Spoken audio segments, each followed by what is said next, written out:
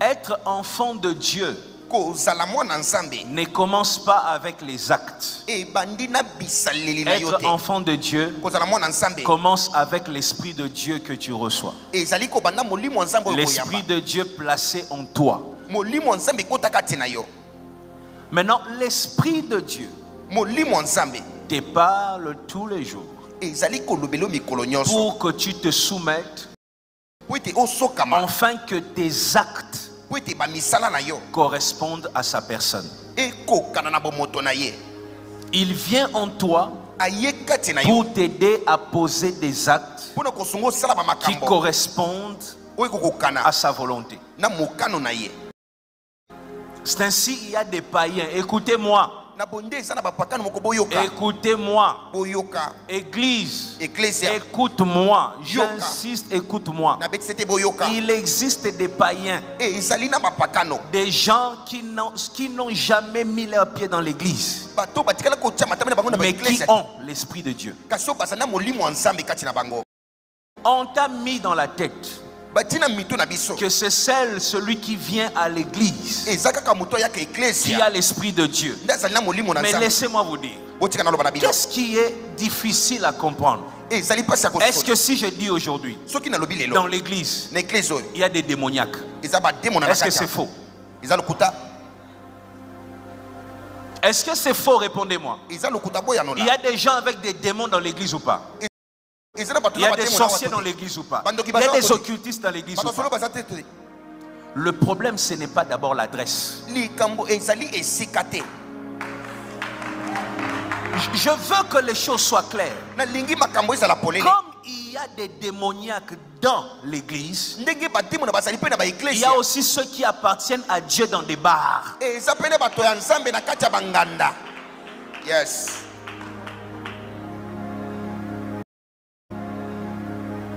Voilà pourquoi, quand on voit un enfant de Dieu en train de parler à un païen,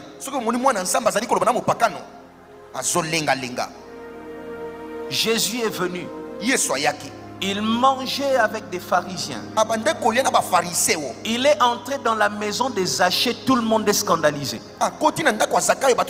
Pourquoi? Parce que pour Jésus, être un enfant de Dieu, ce n'est pas une affaire d'adresse. Les enfants de Dieu sont dans des bars, des sorciers dans l'église. Est-ce que vous comprenez? Être un enfant de Dieu commence quand tu as reçu l'Esprit de Dieu.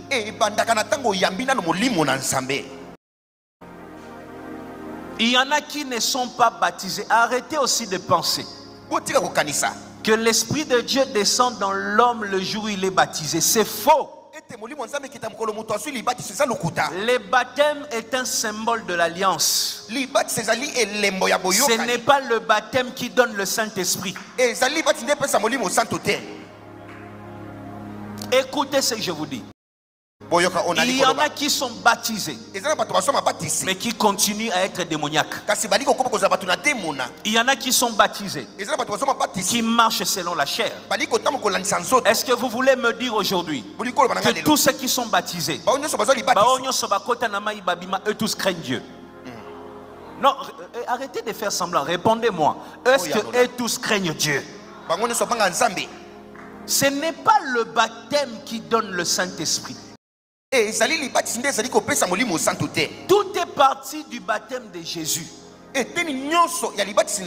Jésus est entré dans les eaux. La Bible dit une voix s'est fait entendre. L'Esprit de Dieu descendit comme une colombe. Directement, nous tous, l'église, on s'est dit, nous et les Mumpe, on s'est dit, comme Jésus, le Saint-Esprit est descendu comme une colombe le jour du baptême de Jean-Baptiste. C'est-à-dire, c'est le baptême qui donne le Saint-Esprit. Bon, avant que Jésus rencontre Jean-Baptiste, la Bible dit, l'Esprit de Dieu a emmené Jésus dans les déserts. Il n'était pas encore baptisé. La sagesse qu'il avait à 13 ans, cette sagesse est venue d'où? Est-ce que vous voulez me dire Jésus-Christ a marché sans l'esprit de son Père jusqu'au baptême? L'esprit de son Père le conduisait avant qu'il se présente devant Jean-Baptiste.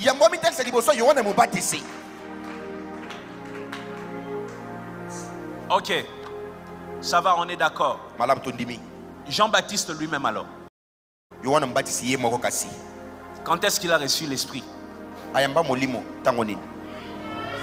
Comment il a reçu la révélation de commencer à baptiser? Si c'est lui qui inaugure le Saint-Esprit.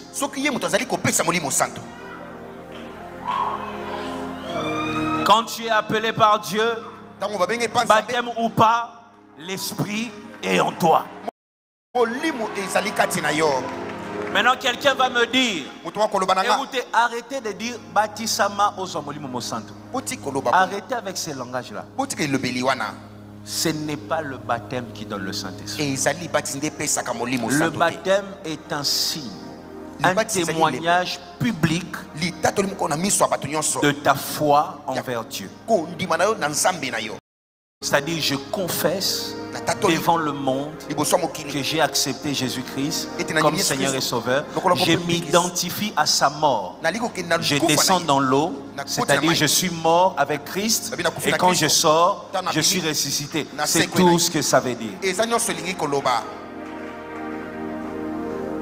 Il y en a qui sont morts, qui n'ont pas été baptisés, mais qui appartiennent à Dieu. Vous comprenez? Voilà pourquoi je suis en train de dire, et la Bible le dit, être un enfant de Dieu, appartenir à Dieu, c'est d'abord avoir son esprit.